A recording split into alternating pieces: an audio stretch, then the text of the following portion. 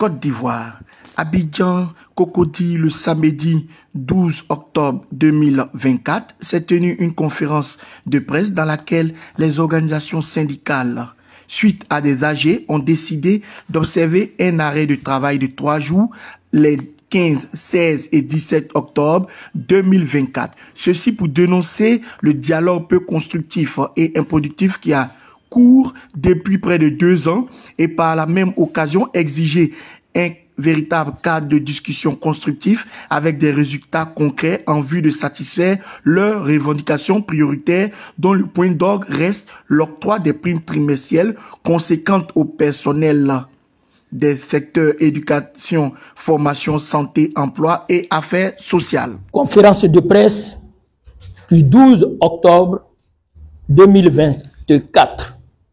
Propos liminaires. Camarades secrétaires généraux des syndicats des secteurs de l'éducation-formation, de la santé, des affaires sociales et de l'emploi, messieurs les journalistes, chers invités, en vos rangs, grades, titres et qualités, je vous remercie pour avoir bien voulu sacrifier une partie de votre précieux temps cet après-midi avec nous.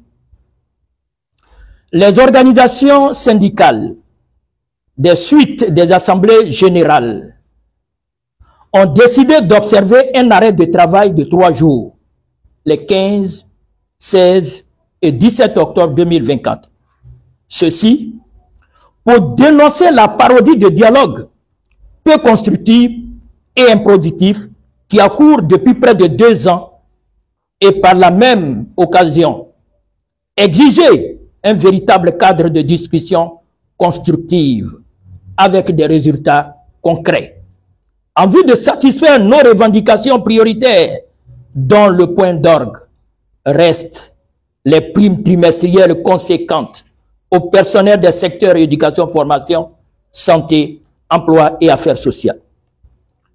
Aussi, voudrions-nous souligner que pour les préavis de grève que nous avons déposés, nous avons été reçus par le comité de dialogue social dans la fonction publique d'abord, et ensuite par Madame la ministre d'État, ministre de la fonction publique et de la modernisation de l'administration, qui a bien voulu nous écouter pour répondre à nos requêtes. Le cadre qui nous a été proposé est le comité consultatif de la fonction publique. Malheureusement, son objet, avec une densité de sujets à l'ordre du jour et l'absence de chronogramme, ne nous rassure pas sur le traitement diligent de notre revendication. La cérémonie d'installation du comité consultatif de la fonction publique nous a laissé un arrière-goût d'inachevé. Nous étions donc tous désemparés. Et c'est dans cette situation de doute, d'inquiétude et de désespoir, à la recherche d'une hypothétique porte de sortie, que nos autorités ministérielles ont mis de l'huile sur le feu en mettant à mal la liberté syndicale. Il s'agit du ministère de l'Éducation nationale et de l'alphabétisation, où particulièrement le directeur des ressources humaines fait feu de tout bois en envoyant partout sur toute l'étendue du territoire national des missions de menaces, de mutations abusives, de suspension, de relèvement de fonctions, de privation de certains services aux enseignants, directeurs d'école, IEPP et chefs d'établissement.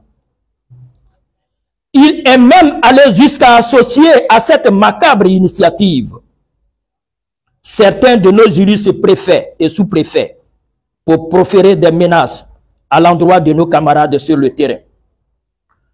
Nous protestons vivement contre ces méthodes inacceptables et indignes d'un autre âge et rappelons à l'opinion nationale et internationale que la Côte d'Ivoire, notre pays, est un état de droit où la liberté d'expression et d'association sont garanties.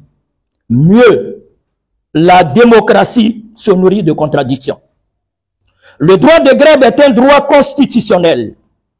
Les lois relatives au statut général de la fonction publique, au code du travail le réaffirme. Toutes ces dispositions légales découlent des conventions 87 et 98 de l'OIT sur la liberté syndicale et la négociation collective qui ont été ratifiées de façon souveraine par la Côte d'Ivoire. Le protocole d'accord portant trêve sociale, qui est un accord de parties, ne saurait abroger toutes ces dispositions conventionnelles et légales. Nous demandons donc à nos autorités de cesser de traquer et de menacer nos camarades enseignants et autres fonctionnaires qui usent d'un droit légal. Si ces menaces et autres intimidations ne cessent pas, nous porterons plainte auprès de la Commission des normes de l'Organisation internationale de travail à Genève, afin que la Côte d'Ivoire réponde de ces actes, pour ne pas dire le gouvernement. Par ailleurs, au titre du protocole d'accord portant trêve sociale, je voudrais rappeler que le gouvernement a été le premier à violer le dit protocole en adoptant de façon unilatérale la réforme des impôts alors que nous étions encore sur la table de discussion, ignorant purement et simplement le fait qu'on devrait privilégier le dialogue. Nous l'avons interpellé, mais aucune suite n'a été donnée à notre requête. Nous demandons donc à nos autorités d'apporter des solutions idoines à nos préoccupations, en mettant de côté les menaces et toutes les formes d'intimidation. Nous voulons de meilleures conditions de vie pour donner la pleine mesure de nos capacités et assurer sereinement le développement de notre pays.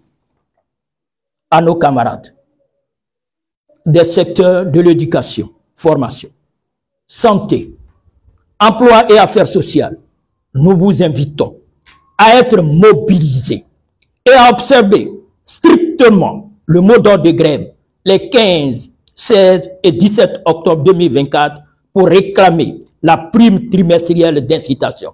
Seule la lutte paye. Je vous remercie.